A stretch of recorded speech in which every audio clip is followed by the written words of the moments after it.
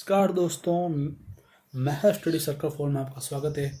मैं आपके साथ इस्लामुद्दीन महर आपका मेरे यूट्यूब चैनल में स्वागत करता हूँ। देखिए, हमने जो अपना एप्लीकेशन बनाया है, मोस्ट इम्पोर्टेंट एप्लीकेशन आपके लिए बनने वाला है। लाइव क्लासेस डाल रखी है पूरी तरह हमने, और रिकॉर्डिंग भी, उसी क्लासों की रिकॉर्डिंग भी डाल रखी है। एक बात मैं यहाँ पर करूँ तो आपको क्लासेज बिल्कुल फ्री है। आप यूट्यूब पर जाकर देखो, बिल्कुल फ्री मिलेगी, 1 रुपया भी आपसे नहीं रह जाएगा। एक्सपीरियंस टीचर है आपके सामने, PDF नोट्स है, ई-बुक और बुक्स है। और इस नंबर पर कॉल करके PDF नोट्स भी प्राप्त कर सकते हो जो आपको चाहिए वो। इस ईमेल आईडी पर जा सकते हैं, और एम्स रोड भोपाल पर हमारा ऑफलाइन सेंटर है, वहाँ पर ही आप संपर्क कर सकते हैं। ठीक है, ऑफलाइन सेंटर पर आपको संपर्क करना है तो इस नंबर पर पहले संपर्क करके आप फिर ऑफलाइन सेंटर जाना है। इस नंबर के बिना ऑफलाइन सेंटर में संपर्क मत करना, इससे पहले आपको वहाँ के लिए अपॉइंटमेंट लेनी पड़ेगी। ये विजिट भी आप ऑफलाइन सेंटर हमारा विजिट कर सकते हैं। ऑफलाइन सेंटर बिल्कुल मुफ्त, फ्री। वहाँ के क्लासेस ज्वाइन भी कर सकते हैं, और 5-6 डेमो भी आप मुफ्त ले सकते हो। मैं तो आपको नहीं मिलूंगा, मैं दूसरी जगह क्लास ले रहा हूँ। मेरा नाम डॉक्टर इस्लामुद्दीन महर है, मैंने आपको पहले बता दिया। आपके रिजल्ट जो है वो हमारे रिजल्ट भी है और मेरे रिजल्ट भी है, ये मैं आपसे बात करता हूँ। ठीक है, चले। गद्य खंड हिंदी की क्लास 9वीं की बुक है जिसका नाम है क्षितिज। वो आप खोलिए फटाफट, उसमें पेज नंबर 1 निकालिए। गद्य खंड आज वही पढ़ने वाले हैं मुख्य तौर पर। काव्य खंड का सिलेबस छोड़े, गद्य खंड का सिलेबस की बात करते हैं। हमारे यहाँ पर पहला चैप्टर है प्रेमचंद का, दूसरा है राहुल का, तीसरा श्यामचंद्र दुबे का, चौथा है जबीर हुसैन का, हरिशंकर प्रसाद और महादेव वर्मा। ये चैप्टरों को इस नाम से ना जान के आप इस नाम से जाने तो अच्छा रहेगा आपके लिए। प्रेमचंद के फटे जूते, जो हरिशंकर परसाई का ही एक लेखक है। इसे प्रेमचंद जी का नाम आने आप। प्रेमचंद का 2 बैलों की कथा है आपके यहाँ पर। ठीक है, अब यहाँ पर प्रेमचंद जी का फोटो आपके सामने है। मुझे एक सवाल का जवाब दीजिए आप कि ये लेखक थे, पहले नंबर पर बात करूँ, ये लेखक थे या ये कवि थे? लेखक कवि, आप इसमें एक नाम, एक उपाधि उन्हें दीजिए कि लेखक थे या कवि थे। वो कहने वाले कि दोनों थे, उनके लिए मैं बता रहा हूँ। हम पढ़ रहे हैं गद्य खंड, उसके हिसाब से आपको जवाब देना है। गद्य खंड में जितने भी लेखक होते हैं या कवि होते हैं वो बताओ मुझे पहले। गद्य खंड में जितने भी होते हैं वो सारे होते हैं लेखक, कवि नहीं होते, लेखक होते हैं। और काव्य खंड के जितने भी होते हैं वो होते हैं कवि। काव्य खंड के जितने भी होते हैं वो मेरे बच्चे होते हैं यहाँ पर कवि। हाँ, कल एक रिकॉर्डेड क्लास मैंने डाली थी, लेकिन वो बीच में से टेक्निकल दिक्कत आने की वजह से वो थोड़ा हट गया।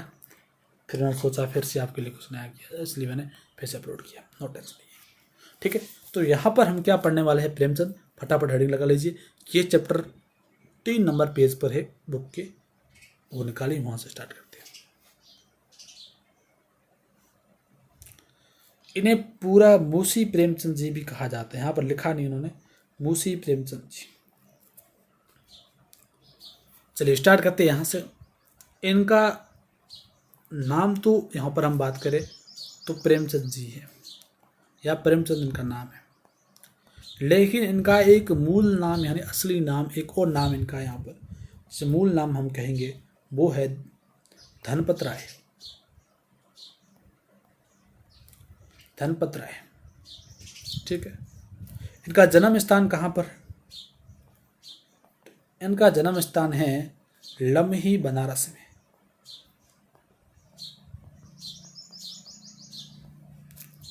जन्म तारीख क्या है इनकी, या जन्म डेट, जन्म कब हुआ इनका? तो 1880 ईस्वी में, या सन आप आगे लगाओ तो अच्छा रहेगा, सन 1880 के अंदर।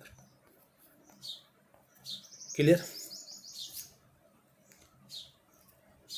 इनकी मृत्यु कब हुई थी? इनकी मृत्यु हुई थी सन 1936 के अंदर। ये आप यहां से कैलकुलेट करेंगे तो आपको लगभग ये 54 वर्ष जीवित रहे थे, जीवित रहे, सॉरी 56 वर्ष, लगभग 56 वर्ष ये जीवित रहे। इन्होंने सबसे ज़्यादा उच्च स्तर की शिक्षा प्राप्त की थी। उच्च स्तर की शिक्षा में उनकी शिक्षा से जो थी वो थी BA यानी स्नातक। स्नातक किसके अंदर उन्होंने किया, यानी कि कला और साहित्य, यानी कला और साहित्य के साथ उन्होंने, और कौन सी डिग्री उन्होंने प्राप्त की थी, वो थी BA। और बात यहाँ पर करना चाहूँ, तब उन्होंने पढ़ाई के दौरान वो गांधी जी से बहुत प्रभावित हुए। पढ़ाई के दौरान जो वो गांधी जी के आदर्श पर गांधी जी से बहुत प्रभावित हुए, गांधी जी से प्रभावित हुए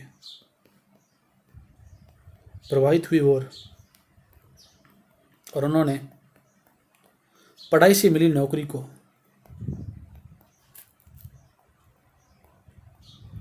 को त्याग पत्र दिया, नौकरी से त्याग पत्र दिया,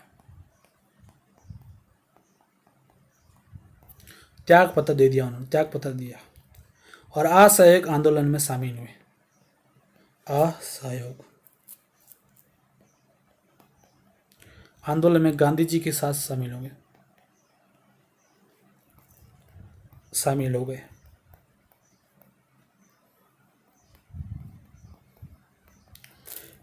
उस वक्त उन्होंने लेखन में उनकी रुचि बढ़ने लगी, लेखन में उनकी रुचि बढ़ने लगी।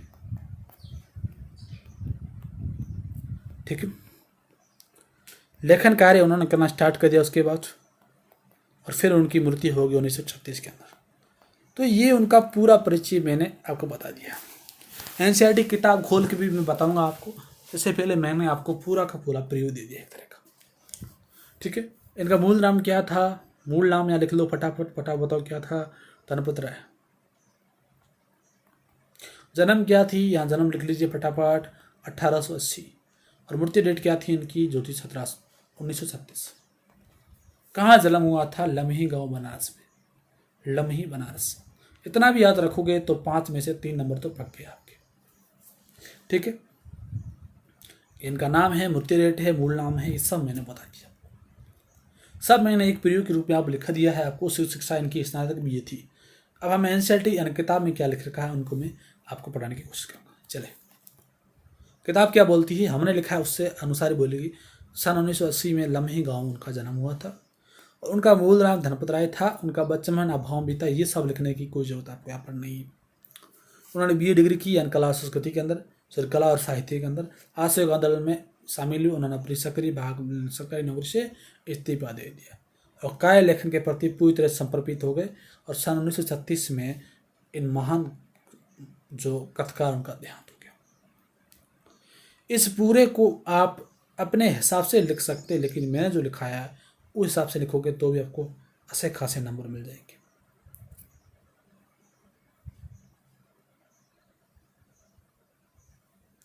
मैंने लिखा है उस हिसाब से लिखोगे तो आपको अच्छे खासे नंबर मिल जाएंगे, या अपने हिसाब से लिखोगे तो आपको अच्छे खासे नंबर यहाँ देखने को मिलेंगे।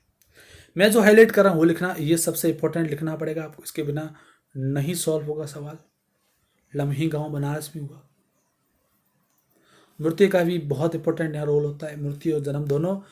इस हिसाब से लिखो कि आपको 5 नंबर पूरे मिले, यदि 5 नंबर का सवाल है तो। शिक्षा विभाग में उन्होंने सरकारी नौकरी परंतु असहयोग आंदोलन में सक्रिय होने के कारण उन्होंने नौकरी से त्याग पत्र दे दिया और लेखन कार्य के प्रति समर्पित हो गए। मूल नाम ये रहा, डिग्री ये रही। इतना ही याद रखोगे तो आपके 5 नंबर में से 4 नंबर लिख लेगा। बाकी आपके लेखन क्रिया पर निर्भर है। लेखन क्रिया मतलब आप किस प्रकार लिखते हो उस पर निर्भर है, लेकिन 4 नंबर दिलाना मेरा वादा है। उससे पहले बात करूँ मैं, यहाँ आपको 3 नंबर चाहिए 5 में से चैप्टर के परिचय के अंदर, तो आप 2 नंबर चाहिए तो आप इतना लिख के जाओ बस। ये जो मन लिख रखा है इस फोटो के बाद इतना लिख जाओ तो 2 नंबर आपको मिल जाएंगे 5 में से।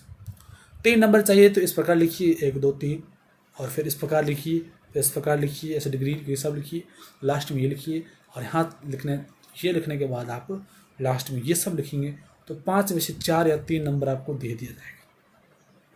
और भी अच्छी रुचि किताबी भाषा में लिखना चाहते तो किताबी भाषा में इस प्रकार लिखिए, 5 नंबर तो आपके खरे हैं, मैं बता रहा हूँ सीधा। तो ये परिचय इतना ही था, हम इतने बात की। आगे हम इनके उपन्यास के बारे में बात करेंगे और इनके जो उत्पादन है उसके बारे में बात करेंगे। तो दोनों के बारे में बात करना जरूरी है। इसमें से इम्पोर्टेंट ये है कि मान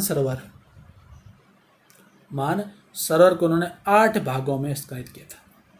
8 भागों में संकलित है इनका जो उपन्यास है, 8 भागों में संकलित है। ये जो कहानी है 8 भागों में संकलित है। ये मोस्ट इम्पोर्टेंट है भाई, 8 भागों वाला।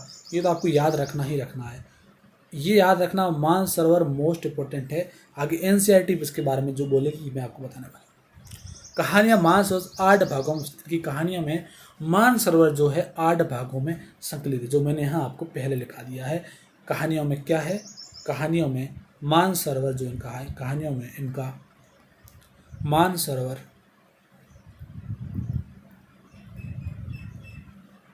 8 भागों में संकलित है।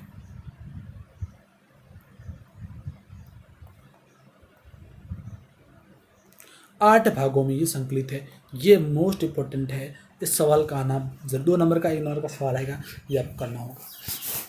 फिर देखिए यहाँ पर इसकी मैं बात करूँ निष्पादन के बारे में। उनके पास 3 थे, हंस था एक, तो दूसरा था जागरण, हंस और जागरण, और तीसरा यहाँ पर देखिए माधुरी। तीनों याद रखना है, ऐसे माधुरी को ऐसे लिखना ज़्यादा बेटर रहेगा। ठीक है, ये तीनों उपन्यास इनके थे, इनको आपको याद रखना है, बढ़िया ढंग से पढ़ के रखना। निष्पादन थे हंस जाग, इसको पूरा नाम रखिए, हंस जागरण माधुरी। पूरा एक व्यक्ति का नाम रख लीजिए, हंस जागरण।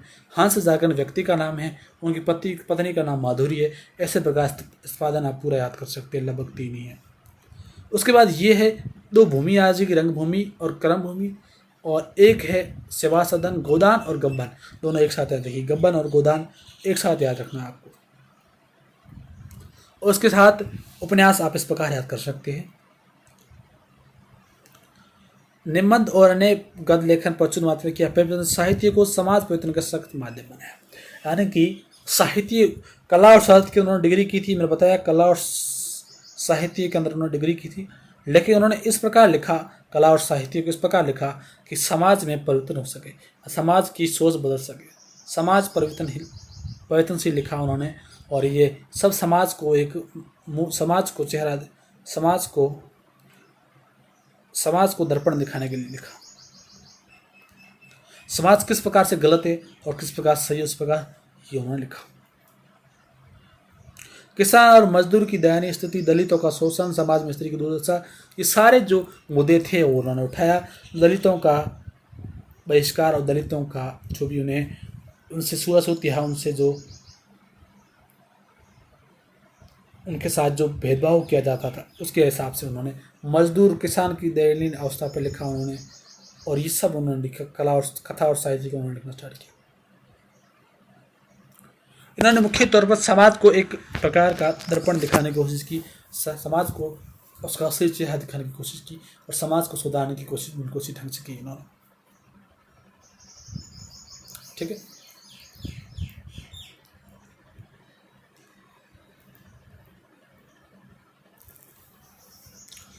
प्रेमचंद की कथा साहित्य बहुत व्यापक है। मनुष्य नहीं, पशु पक्षियों की अद्भुत आत्मीयता मिली है। बड़ी से बड़ी बात को सरल भाषा में और सीधी भाषा में उन्हें समझाना आता था। अरे बहुत बड़ी बात है तो उन्हें सीधी भाषा में समझाते, सरल भाषा में, बड़ी बात को सरल भाषा में समझाते थे। उन्होंने सिर्फ मानव जगत को ही नहीं बल्कि पशु और पक्षियों पर भी आत्मीयता से लिखा। दुबेलों की आत्मकथा का नाम किसकी, पंखी या पक्षु लिख क्या लिखा, पंखी लिख दे को, ठीक है। तो बेलों की आत्मकथा भी एक जानवर के ऊपर है। कृषक समाज और पक्षियों की भावात्मक संबंध को वर्णन किया उन्होंने। कृषक यानी किसान और पशुओं के बीच संबंध जो है, पशु कौन है, बैल, उनके बीच का जो भावात्मक संबंध उन्होंने दिखाने की कोशिश की। उनके संघर्ष को दिखाया इन्होंने। ये प्रेमचंद के पद तंत्र में शामिल है। उन कथा का प्रयोग करके उपयोग को विकास किया। बस इतना याद रखना, मैंने क्या बताया, पशु और पक्षियों के लिए भी उनके पास आत्महत्या थी, आत्महत्या। तो इन्होंने इसलिए पशुओं पर लिख दिया यहाँ पर अपना।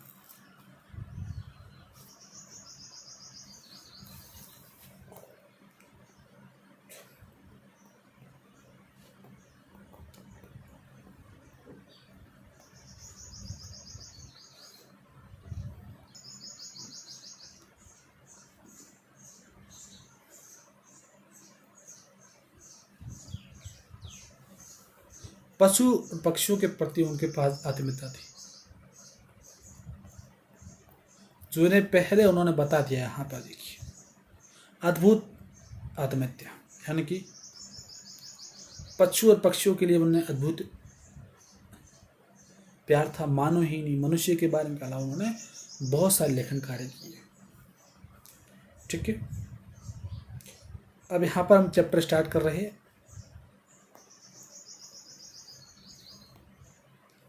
एक मिनट रुकना बेटा, लगता है कुछ मिस्टेक हो गई यहाँ पर। यहाँ पर उन्होंने कुछ अलग चीज़ लाने, एक पीडीएफ भूल गया है मेरे बच्चों। एक बात को पीडीएफ में एक भूल चुका हूँ। यहाँ पर एक पीडीएफ मैंने भूल दिया, यहाँ पर जो चैप्टर स्टार्टिंग थी वहाँ से भूल चुका हूँ, गलती से ऐड नहीं कर पाया, मिल नहीं रहा। यहाँ पर मिल जाए तो आपको स्टार्ट कर दूँ चैप्टर को। आज लगता है मैं यहाँ पर भूल चुका हूँ। चैप्टर यहाँ से स्टार्ट नहीं होता। सभी जानवरों में गधे को समझदार माना गया है, यहाँ से स्टार्ट होता है। अब बुक में देख रहे हो साथ में, कोई बात नहीं बेटा, पीडीएफ नोट्स के सामने कॉल करना। मैं नेक्स्ट क्लास के अंदर इस चैप्टर को स्टार्ट करूँगा। आज प्रेमचंद जी के परिचय पर हम ठहरे हैं थोड़ा से। धन्यवाद।